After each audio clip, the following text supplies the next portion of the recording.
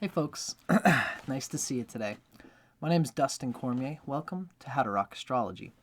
Today's episode, we're going to be talking about what it's like when you have your natal sun exalted in the sign of Aries, and your natal Mars is just next door in the sign of Pisces.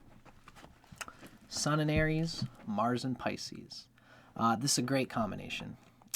Mars in Pisces, there's a lot of good to be said about it. I'd say it's the fourth or fifth best position of Mars. It's still very close to its exaltation, which is Capricorn.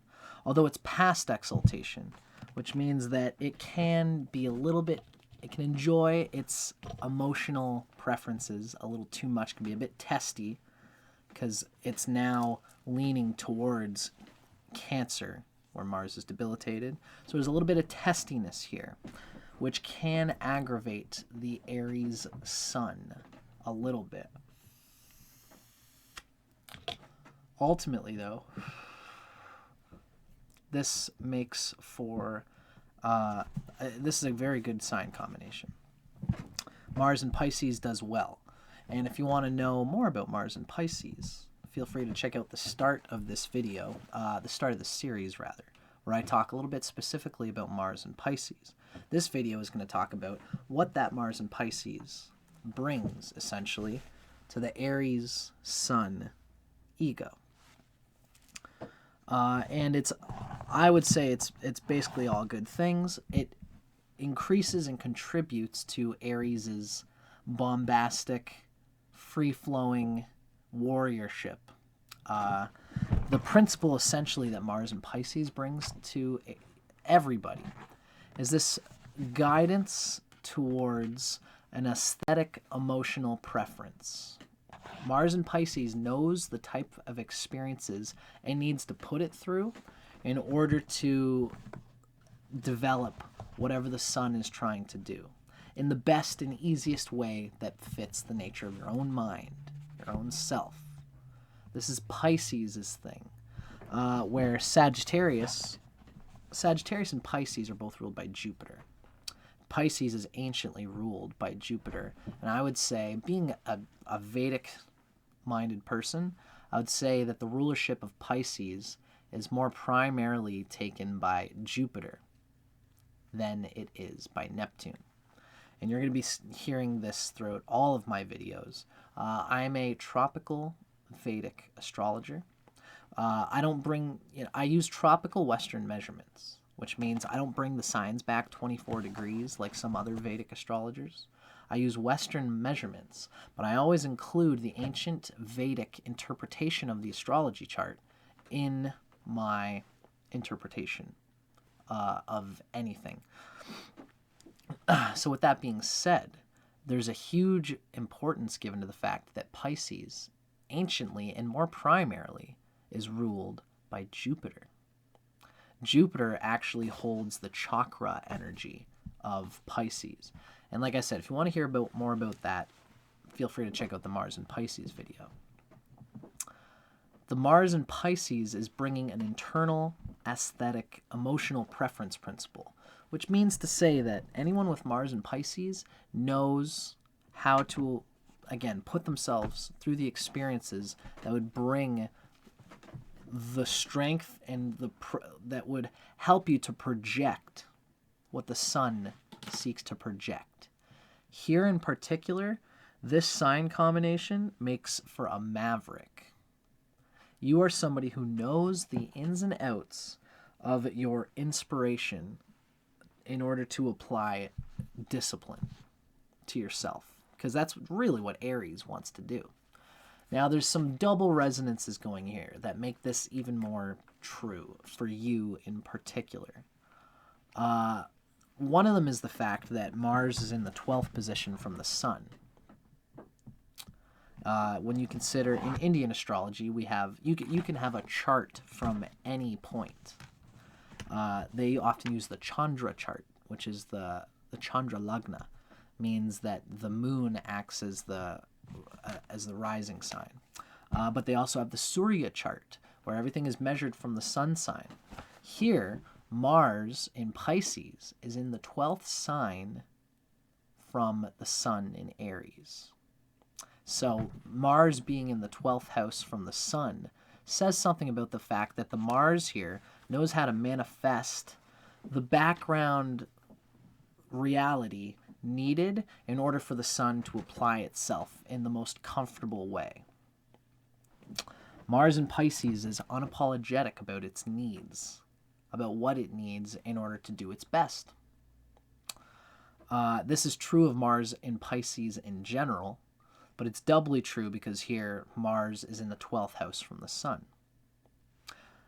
Now, this would basically, this says a lot about this in general, but there's one more resonance that I want to bring up in regards to what we're talking about here.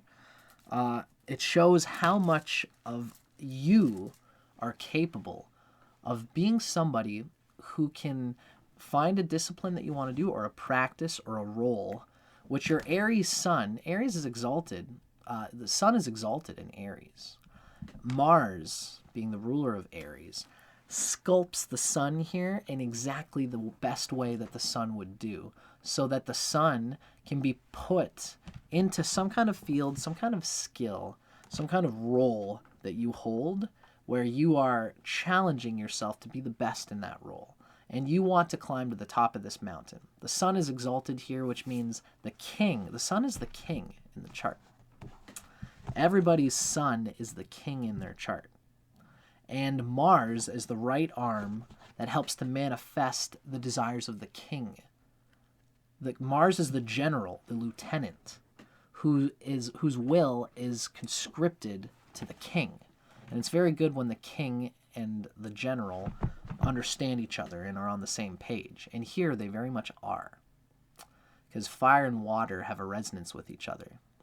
Pisces and Aries are both ruled by water and fire planets.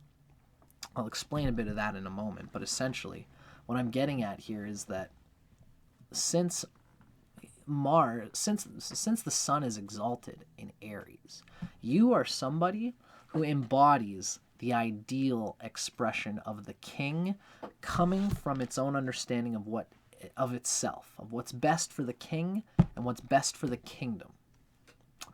Assuming that you don't have Saturn there with the sun, or opposite the sun, or aspecting the sun in some way.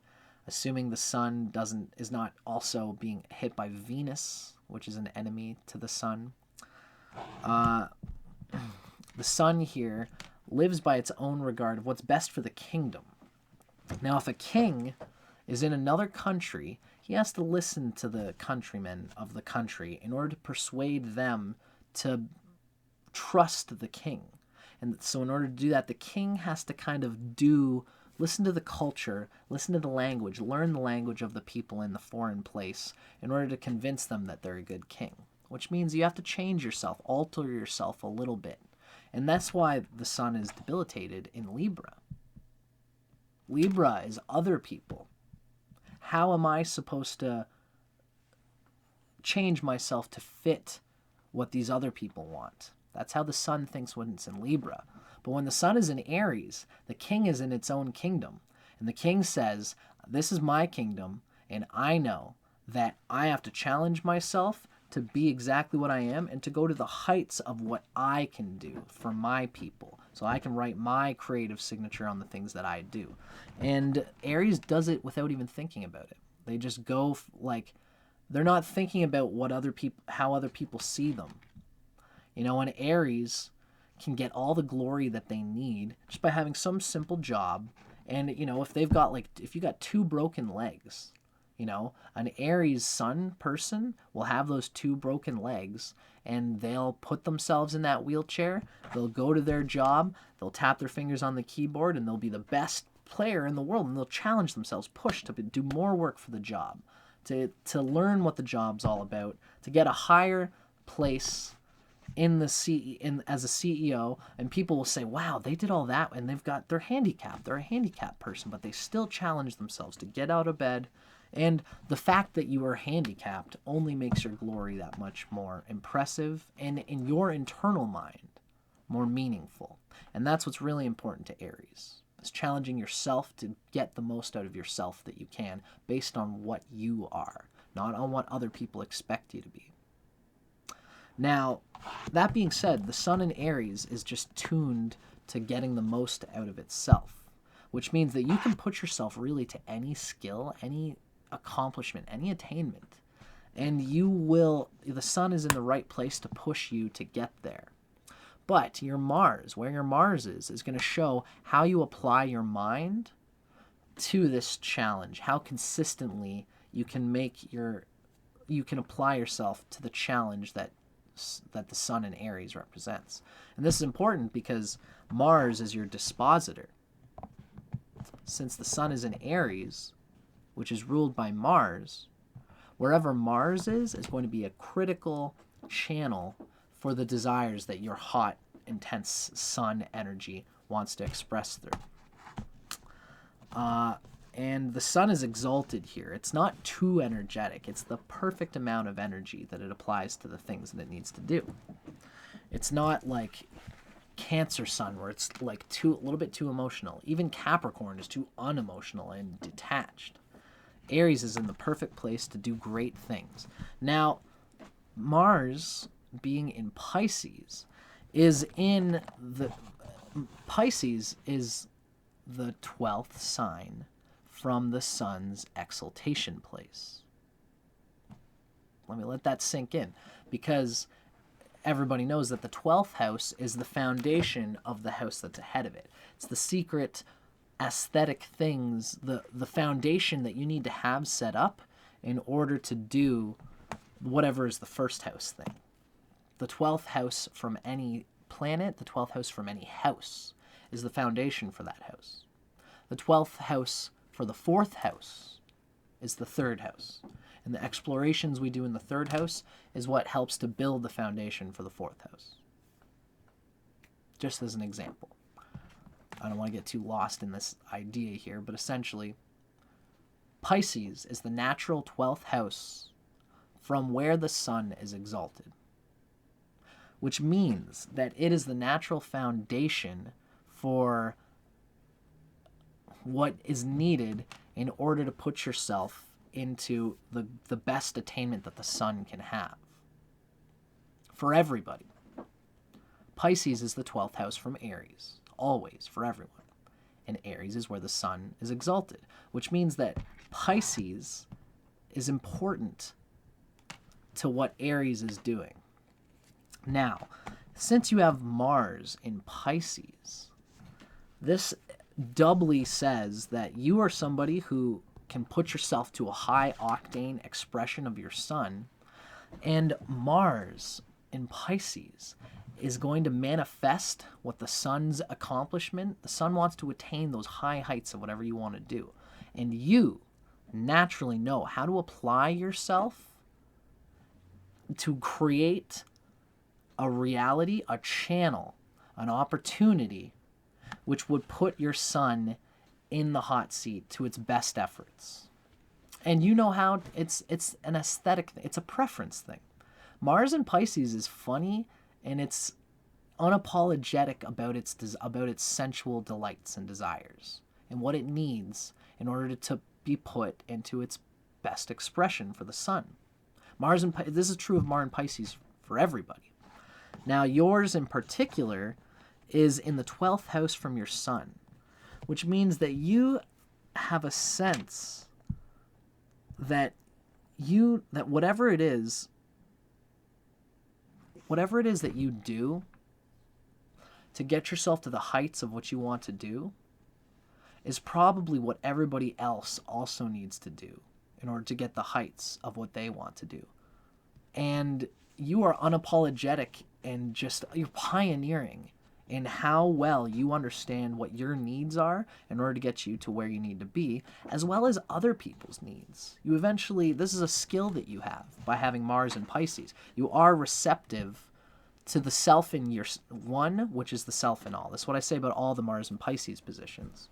The self in one is the self in all, which means that since you have an internal, you're just used to making yourself in a place where you can have a that you have a preference for creating. You know, let's say you're an Aries and you're a dancer, and you have a certain special way that you would like to be the best dancer, which is essentially you have a space and you have a teacher that you prefer, and you know which teacher will put you in the state of discipline that you need, while also probably not being too much of a dick or anything like that. Kind of being a dick, kind of pushing you in a way, because you look for that. Aries sun looks for people who will encourage you to push past your limits. It's like when you're at, you're lifting weights and you're at number 8. Like you've gotten 8 and you're like, oh God, okay, that's the most I can do. Aries wants a trainer who will say, no, come on, get 9 in there. Come on, you can push. And you're like, oh, okay. Oh, I don't know if I could make it. And you start shaking and they say, yes, you can. Go, push. Oh, okay. All right, let's get one more. And you're like, oh my God, I don't know if okay. All right. Let's go one more.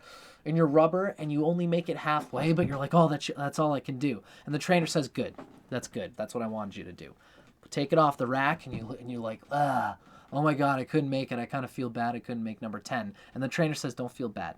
This is what I'm here doing for you, is to make you push yourself beyond your limits. Aries sun is attracted to that kind of person in general, but they might find a trainer who actually pushes them too hard or doesn't push them in the right way, doesn't make them feel good about pushing it. Your Mars in Pisces is what allows you to be honest about how you want to approach your training. So that if your trainer looks at you ultimately and says, well, you did good there, but you missed that last one. You really failed on that last one. So, you know what? I was going to get you like a reward at the end, like I was going to have a beer with you at the end, but I don't think you deserve it. And if you're like, yeah, I do. Come on. What? Are you kidding me? I was going to have a beer at the end anyway. If you don't want to have one with me, then screw you. And then, if your trainer doesn't encourage you in a positive, enjoyable way, you catch more flies with honey than you do with vinegar. Everyone with Mars and Pisces knows this.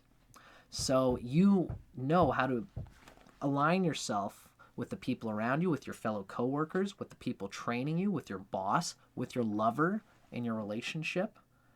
You'll find people who know how to work with your comfort zones in the best way, in order that you can push yourself, but in the way that you want to be pushed past your limits, not in the way they want to. And this is the Mars and Pisces. Sometimes, again, it can be a little bit too testy, a little bit too much of a baby looking for the way that you work best. I know I work best this way. I don't like that trainer. They push me past my limits, but they don't make me feel good about it. So screw them. Sorry, bud, you fucked up. On to the next one. And then you'll go and find the right trainer for you.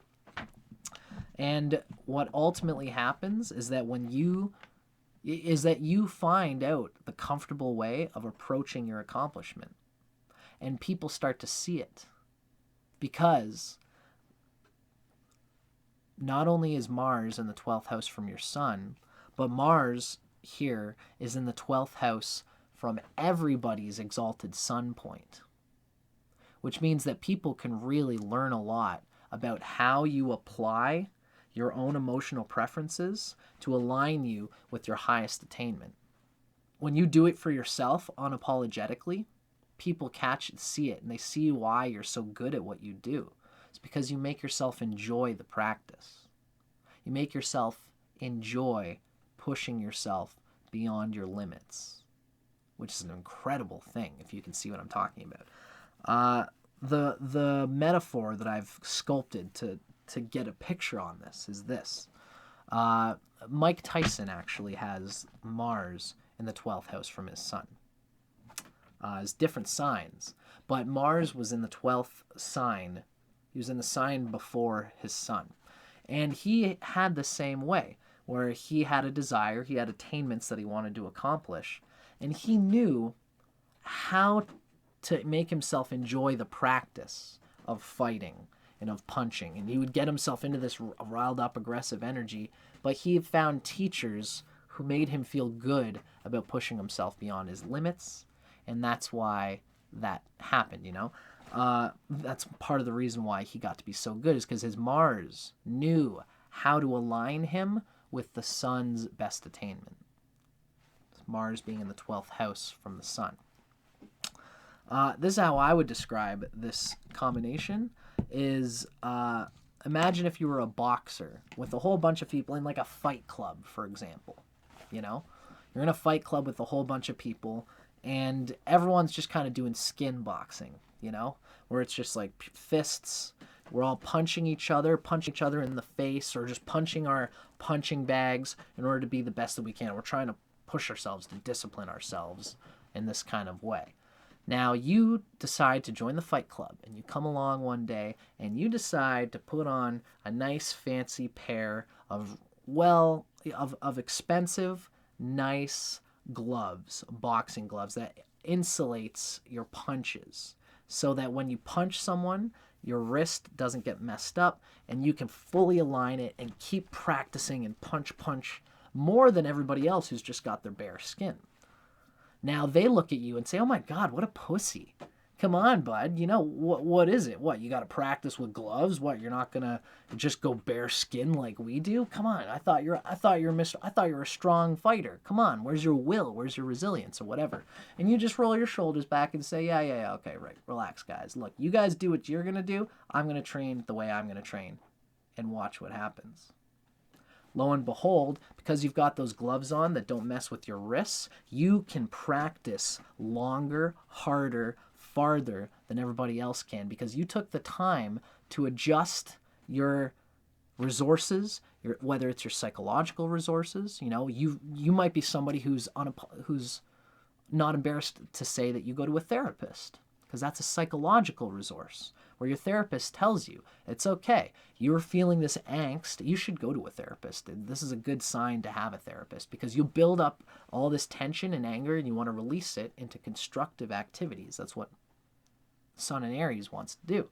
The Mars in Pisces is unapologetic about gaining the psychological, the material, the networking, the social resources, even the physical little things that it needs in order to put yourself on the track to greatness in whatever field you choose. And it's because you're unapologetic about it. You know, you're somebody who says, like, you know, like let's say you're working with a personal trainer, right? And you're doing your thing, your personal training, whatever, and everyone else is in this group with you as well, and you're doing really well. And you say, you know what, I've done really good enough here that I'm going to go have a beer at the end of this training session, because it'll be good for my psychology to just kind of relax at the end of things. And everyone else around you says, no, you shouldn't do that, because we're training. We're trying to get to this really high-end thing. You might work very hard at your thing. You work hard to be an exception to the rule, where we all agree that we're not going to have a beer after because it's not as good for our training. You might say, look, I'm going to go have a beer at the end because I know what makes me feel good, and I'm unapologetic about it, so that I can come back and I'm going to be drill things just as hard as everybody else, right? You're probably somebody who does this in anything, in your job. You know, you might work so hard at your job, and you might align, you might ask for certain things in your job from your boss that nobody else gets to do. But it's because of a preference that you have. I wish I could think of an example. But it's because of this preference that you have. And no one else, you're kind of an exception to the rule, and you work hard to be the exception to the rule. So that when your boss says, you know, you're doing this thing in this sort of exceptional, individual, maverick way, but you are putting yourself in a position where you are doing the work that you need to do. So I'm not going to say nothing. You just do your way. As long as you keep getting the work done for me, you can do it however you want to do it. But not only that, the Sun in Aries stands up for the reasons behind you getting these little exceptions, these exceptional little approaches that you get to apply in whatever it is that you do. You will stand up for your reasoning. You might even be willing to, jangle your boss's chain a little bit, get them a box of chocolates or something that, those specific white muffins that I know your wife likes. Here you go. That's the Mars in Pisces, has an emotional capacity to maneuver things. So that, it's like, here you go, man. This is this thing that I know you'll love, and you'll do all these things. You'll take care of things. Your numbers will be good in the job so that the boss and everybody around can see that you are worth making exceptional inroads for, to be a part of this team. And that's the power of Mars in Pisces with the Sun in Aries. And this could be true in a lot of ways. It's even true in romantic relationships, where essentially, since you have the Sun in Aries, you probably want to look for a relationship where the person is essentially an extension of yourself. Mind you, this is only the Sun and Mars. You can't really tell how you're going to be, how much value you'll put into your relationship. Can't tell how good of a lover you are just because your Mars is in Pisces. Because you can be emotionally manipulative, and you can the Mars in Pisces will know just how to deal with people just enough so that the Sun in Aries can keep doing the thing that the Sun in Aries wants to do, which can be very primal, very raw, and you can actually be a great lover because you've got this hot, intense, there's probably not many games. You probably aren't into like role playing or anything like that. You don't want to pretend to be like the police in the police uniform. You want to actually be that thing, whatever it is that other people want to fantasize about. Aries just is that thing. And this could even be a submissive thing where you could be, if you're a lady or a guy, and you want to be the perfect submissive, slavey, slut, whatever, to whatever the desires of the other person is. Aries is going to own it, and they're going to understand the psychological resources needed to apply whatever it is that you are to your lover in the enticing way that your lover seeks.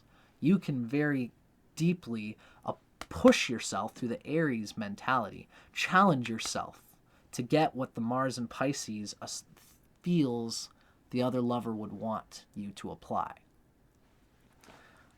So you can make a great lover. There's capacity for Tantra here. So real capacity to be like a Kama Sutra type lover with the Mars in Pisces. Because you're good at maneuvering, and you're good at seeing your own aesthetic preferences, your own turn-ons, what turns you on from within. That's very much the Pisces. Mars in Pisces applies itself to understand the internal preference principle that you live by. And once you figure out what your own internal things are, what turns you on, once you learn about the ways of how you are turned on, you can start to see how the self in one applies to the self in everybody else. So you can see how your other lover would be turned on by this or that. You could probably apply dominating and dom and subtones, BDSM type things, even in subtle little ways. And you'll do it naturally, whether you're like a natural top or a natural bottom, or if you're a dominating person or if you're a submissive person, you'll probably grab one of those and you'll just hold on to it and stay hard on it. And the Mars in Pisces will know methodically if you're a top, if you're a macho, masculine person. Mars in Pisces knows how do I apply myself in this way the best for my lover? What is my lover going to expect from me? What can I expect my lover to do? And how do I meet them in the middle there? This is all very planned strategy, methodical lovemaking. And it's a great placement for this sort of thing. You can get a lot of enjoyment out of lovemaking, out of being romantic. You can really push yourself to do what you got to do in your own reality, and then ultimately also give it to your lover, so long as you consider that important. I mean, this is really a signature of these two planets in signs that are fire and water, which means you really put a lot of emphasis on getting your own needs met in order to have the excess to enjoy with others. Ultimately, whether this means that you're going to throw your lover's concerns to the wayside, or whether you're just going to give them enough of what they need or what their desires are in order for them to stay married to you, which is something an Aries can do. Aries just wants to do what you expect them to do, and that's enough for them. Once you've done that as an Aries, I've got my lover. Good. I've done all that I need to do. I'll even go a bit over the line in everything that you do. That's part of the grandeur of Sun and Aries. But you do exactly the amount of catering to your lover that they will stay close to you, and they'll keep you. They'll have a value at what you can do, no matter what. My point here is that, to show whether you really consider a relationship to be of value, and whether you will actually care for your lover, and whether you will, if you being their lover and fulfilling their every desire and all these things, if that's really a deep wish for you, that's going to be shown in the strength of your moon and in the strength of your Venus. That's going to show whether you really care about the other person. The sun in this, Mars in Pisces essentially just shows that you have empathy, which you can use for your own benefit. Whether that will benefit your partner truly deeply depends on if you consider relationships to be of value. And that is going to be shown by your 7th Lord, your 4th Lord, and by Venus and the Moon. So keep that in mind. But ultimately, you have the framework for your outgoing energy. How you apply yourself in lovemaking is very juicy, very sexy, very useful, very magnetic, and it can help you attain many things in life. It's a great combination, and I hope you take best advantage of it.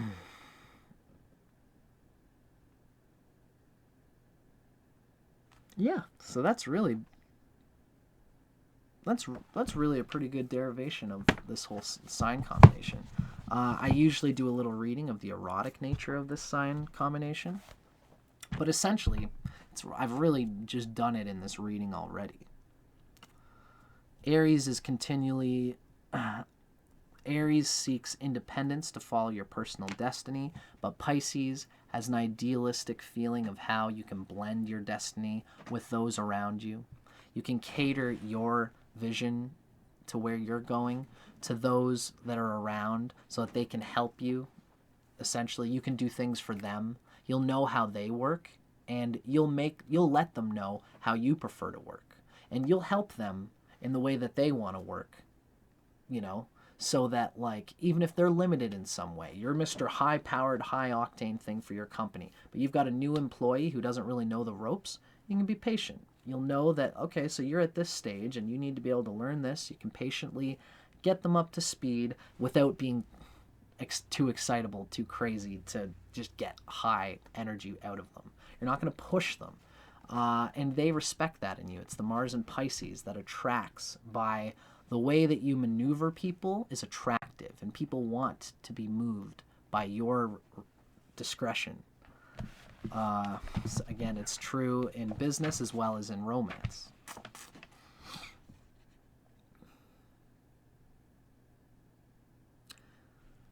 I don't see there's hardly any timidity in your persona.